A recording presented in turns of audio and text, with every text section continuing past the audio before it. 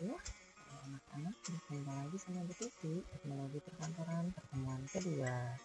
Ya, materi kali ini Ibu akan menjelaskan yang keyboarding ya Nak ya, yang sebelumnya pernah Ibu jelaskan. Pertama tentang otomatisasi perkantoran, yang kedua tentang keyboarding. Kompetensi dasar kali ini adalah kompetensi dasar yang 32 ya, menerapkan pengetikan keyboarding 10 jari kecepatan 200 fps dan kecepatan 99%. Dan mudah-mudahan nanti kalian bisa mencapai ini, karena dalam mengetik nanti ini akan diujiankan di kelas 12 ya. Semoga kalian tetap semangat. Tujuan pembelajarannya adalah setelah diberikan materi pembelajaran nanti oleh Ibu, maka diharapkan kalian akan dapat memahami jenis-jenis keyboard serta fungsi dari tombol-tombol yang terdapat pada keyboard. Jadi, sebelum masuk ke materi, kita pretest dulu. Untuk pertemuan sebelumnya, kalian sudah pernah Ibu jelaskan tentang apa itu input device, proses device, dan output device. Input adalah apa? Ya, perangkat masukan, kemudian proses, perangkat untuk memprosesnya, kemudian outputnya perangkat keluaran ya. Oke, dan pretestnya adalah sebutkan perangkat apa sajakah yang termasuk ke dalam input device, kemudian proses device, dan output device. Coba kalian tuliskan di buku tulis kalian sekarang juga apa itu input device, proses device, dan output device. Mudah-mudahan kalian masih ingat ya. Oke, tuliskan minimal contohnya 2, misalnya input apa, kemudian proses device itu dalamnya apa, kemudian output device itu apa. 2 saja, tidak apa-apa. Bila sudah, maka kita akan lanjut ke materi berikutnya. Oke, sudah kalian tulis?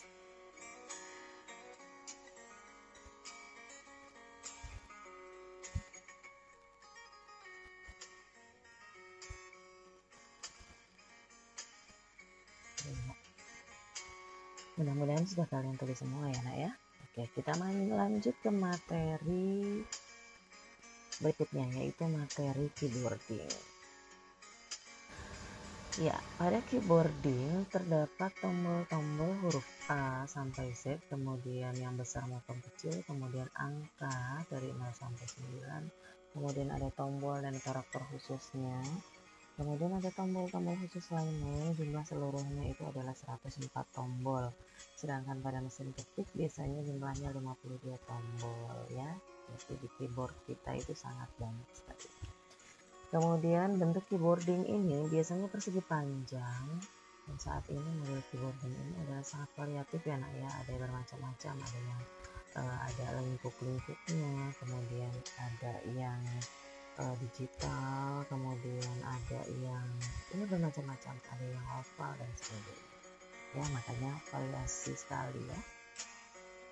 Secara fisik keyboard itu terbagi 3 bagian ya, ada 3 macam jenis keyboard. Yang pertama adalah keyboard serial. Keyboard serial ini menggunakan DIN 5 mil ya, dan biasanya digunakan pada keyboard tipe A. Digunakan pada komputer ATX dan saat ini paling banyak digunakan. Itu maksudnya adalah saat sebelum ada keyboard yang terbarunya ya, masih ada beberapa yang menggunakan untuk saat ini, tapi tidak sebanyak yang seperti dulu. Jadi keyboard serial ini adalah colokannya itu bulat ya, colokannya itu bulat, dan portnya itu biasanya sudah tersedia di CPU atau komputer tersebut ya. Itu serial dan biasanya dipasang di bagian belakang dari CPU. Nah, berikutnya yang kedua adalah keyboard wireless. Keyboard wireless ini sesuai dengan namanya, maka dia tidak menggunakan kabel sebagai penghubung antara keyboard dengan komputer. Jadi nggak pakai kabel ya Nak ya. Kalau yang serial tadi masih ada kabel, kalau wireless sudah tidak. Jenis koneksinya itu berupa infrared, wifi, atau bluetooth. Dan supaya bisa terhubung maka dibutuhkan unit pemancar dan penerimanya. Dan unit pemancar ini biasanya terdapat pada keyboarding itu sendiri, sedangkan penerima biasanya dipasangkan pada port USB atau serial pada CPU. Ini sama seperti kayak mouse wireless ya, jadi ada unit pemancar atau harus dihubungkan ke dalam komputer atau laptop kita, jadi supaya bisa ada keyboard wireless yang bisa digunakan ya. Berikutnya adalah yang ketiga, yaitu keyboard USB. Untuk keyboard ini sangat banyak digunakan untuk saat ini dan sangat terjamin ya, biasanya bisa digunakan. Kalau untuk di CPU itu di bagian depan bisa, di bagian belakang bisa, kemudian di laptop juga sama, karena untuk USB ini, port USB atau colokan USB ini sangat dibutuhkan sekali, sangat banyak digunakan saat ini. Ini yang paling banyak ya. Dan untuk baik mouse maupun keyboard ini juga colokan atau port USB ini yang sangat digunakan sekarang untuk saat ini ya, di tahun 2020 terutama. Tapi banyak juga yang menggunakan wireless karena tidak mau ribet dengan kabel gitu.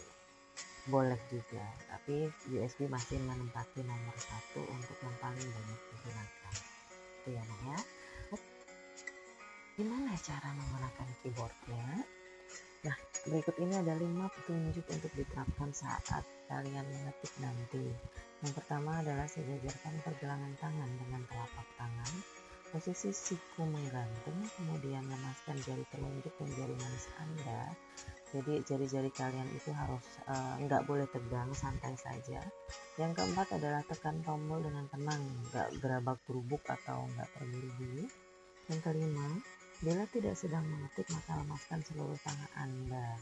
Bila sedang tidak memencet tombol di keyboard, keadaan Anda ini juga sebelum mengetik sangat mempengaruhi kondisi Anda.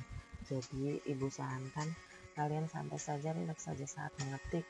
Jangan memikirkan macam-macam dulu, karena kalau terburu-buru atau apa nanti akan berakibat pengetikannya itu jadi salah, seperti itu ya. Jadi hati-hati, kemudian santai saja, rileks saja ya. Ini adalah gambarnya untuk tadi posisi mengetik ini ya, sikunya tidak mengganggu tidak menggantung, jadi nyantai. Sikap duduk yang benar dalam mengetik ya, duduklah dengan tetap di hadapan mesin tik, santai, kemudian punggung harus tegak, tidak membungkuk ya. Kemudian ini nomor ketiga adalah dalam lapangan, maksudnya dalam area kerja, meja kerja, kemudian tidak menekan meja. Yang keempat, bahu dan lengan atas lepas dan kendor atau lemas. Kemudian siku dekat dengan badan, lengan bawah mendatar dan sejajar dengan papan keyboardnya. Jarak antara mesin ketik tidak lebih sepanjang lengan bawah, kemudian kaki merata di lantai dan kaki maju sedikit ke depan. Mata terarah pada naskah atau kopi ya, sesekali boleh melihat layar monitor supaya tidak salah. Kemudian pergelangan tangan sedikit rendah dan telapak tangan jangan menyentuh mesin ketik. Jari-jari juga melengkung seperti kurve. Jadi santai saja, tidak kaku gitu ya untuk jari-jari kalian. Gambar posisi duduk yang benar saat kalian mengetik.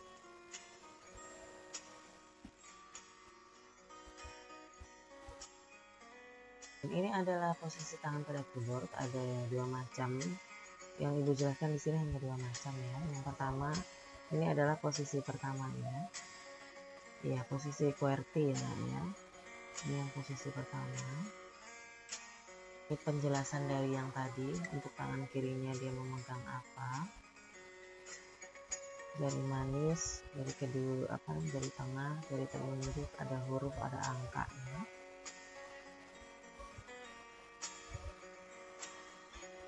Oke. Ini untuk tangan kanannya.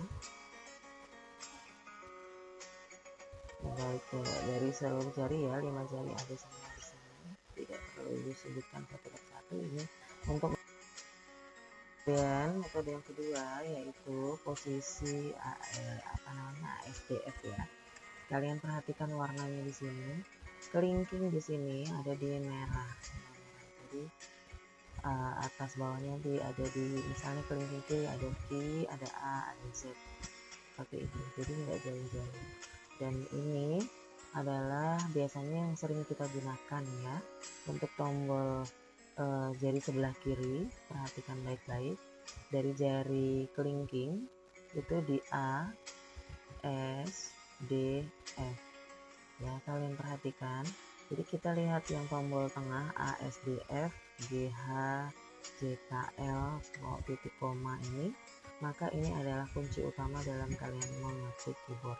Contohnya di tombol yang sebelah kiri atau jari kiri ya, itu kalian letakkan di tombol A, kemudian jari manis di S, kemudian jari tengah di D, jari telunjuk di F, dan kemudian yang sama jempolnya, jari jempol itu dua-duanya ada di spasi.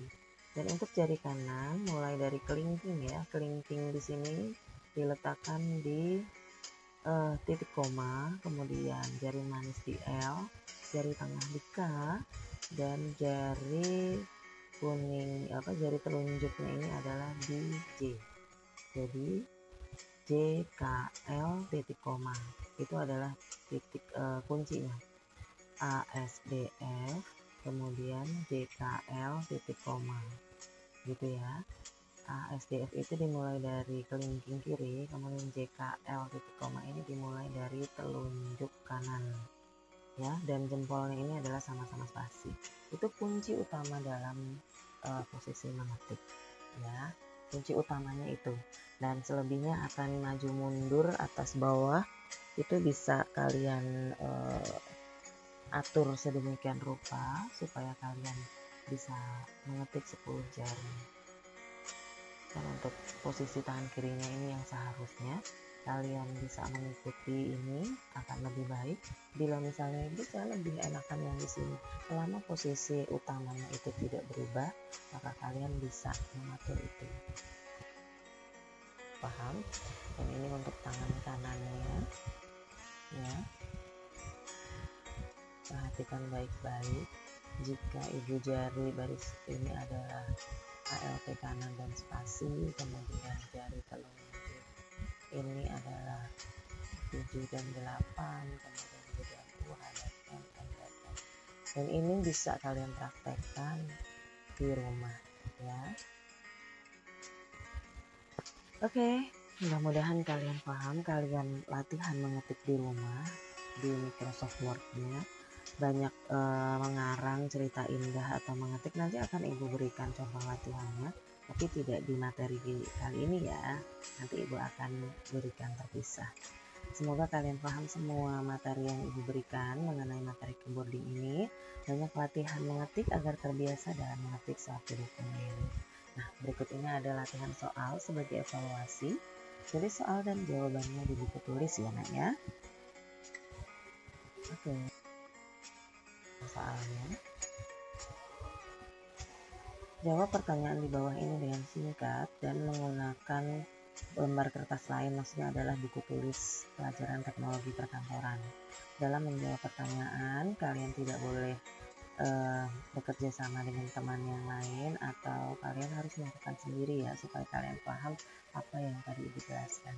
Yang pertama adalah uraikan hal-hal yang termasuk sikap yang baik pada waktu mengetik.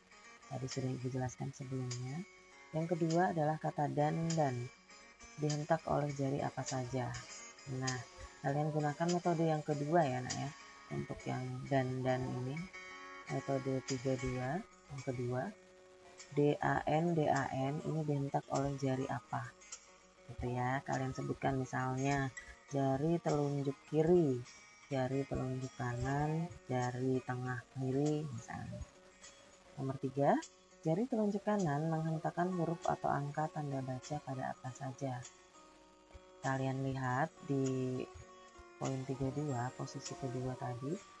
Nah, kalian lihat untuk telunjuk kanan. Nah, hurufnya tuh apa saja, angkanya apa saja, dan tanda bacanya di situ apa saja. Kalian tulis ya di jawaban. Yang keempat adalah kata halus.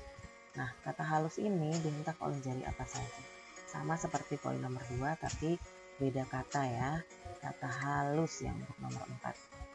Oke, di jari apa saja ya nak ya, sebutkan di situ. Oke, mudah-mudahan kalian paham dan bisa menjawab soal-soal ini dengan baik. Bila perlu misalnya ada pertanyaan, kalian bisa japri ibu langsung ya. Oke, terima kasih atas perhatiannya. Sampai bertemu di pelajaran ibu berikutnya. Assalamualaikum warahmatullahi wabarakatuh.